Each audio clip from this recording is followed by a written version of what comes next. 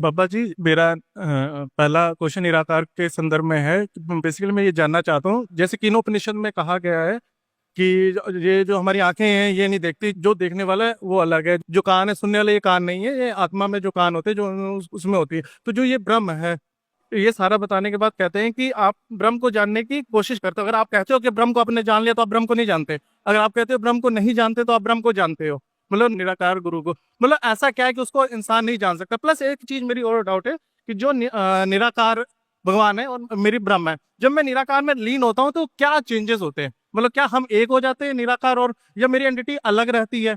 उसके बाद जैसे मैं बॉडी में तो रहूंगा, निराकार मतलब उसकी क्वालिटी वाइज ज्यादा है, हमारा जो ब्रह्म है वो कम है, जो चेतना ही है बेसिकली। नहीं बेटा, आप अपने आप को कंफ्यूज कर रहे हैं। देखो, इस वक्त जो हमारा दायरा है वो शारीरिक है। हम सब कुछ शरीर के जरिए देख रहे हैं। अब शरीर के दायरे में ये आंखों की जरूरत है, इन कानों की जरूरत है, मगर जब हम शरीर के जरिए हम आगे रूहानियत के दायरे में जाएंगे तो वहां ये आंखें, इनकी जरूरत नहीं है। इसीलिए स्वामी जी ने कहा था कि दुनिया कहती है आंखें खोल के देखो, संत कहते हैं आंखें बंद करके देखो। दुनिया कहती है कानों से सुनो, वो कहते हैं कान बंद करके सुनो। दुनिया कहती है जीना सीखो, वो कहते हैं मरना सीखो।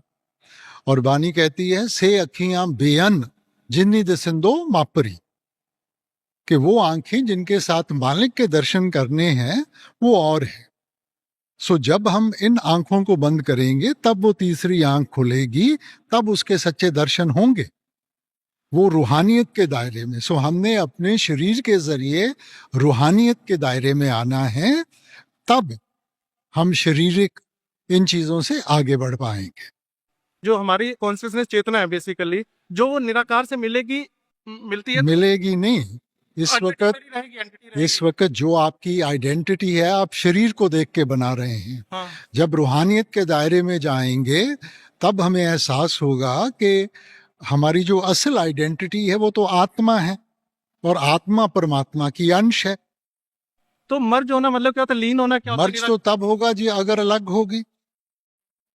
मर्ज तो तब होगा अगर आत्मा परमात्मा से अलग है। आत्म में राम, राम में आत्म, चीनस गुर विचारा। आत्मा के अंदर परमात्मा है, परमात्मा के अंदर आत्मा है, मगर इस भेद को कोई विरला ही पहचान पाया। सो एहसास हम भजन बंदगी के साथ, जब हम उस अवस्था से ऊपर जाएंगे, शरीर के रूहानियत के दायरे में जाएंगे, तब हमें उसका एहसास होगा। वहां हमने कहीं नहीं जाना, हमने कुछ नहीं करना, सिर्फ हमें एहसास चाहिए कि हमारी आत्मा परमात्मा की अंश है। ओके। तो उसके बाद कहते हैं सच्चित आनंद स्वरूप है, तो उसके बाद वो आनंद आता है। मतलब मैं क्या मोटिवेशन रहे मेरा, मतलब वहां पे जाने के लिए? क्या वहां पे कोई ब्लिस है, आनंद है जो कंटिन्यूअसली मिलता है, जो यहाँ पे नहीं मिलता, मटेरियल नेचर में नहीं अरे मिलता? भाई मेरे, जब आप खुद परमात्मा बन गए तो बात ही खत्म हो गई। छोटे कतरे की क्या हस्ती है? अगर वही छोटी सी बूंद वो समुन्द्र में जाके मिल जाती है तो समुन्द्र बन जाती है, बेअंत हो जाती है। तो ये चीजें महसूस करने वाली हैं, लफ्जों के साथ समझने की नहीं है। हम भजन बंदगी करेंगे, शरीर की अवस्था से आगे बढ़ेंगे, तब हमें इन चीजों का एहसास होगा।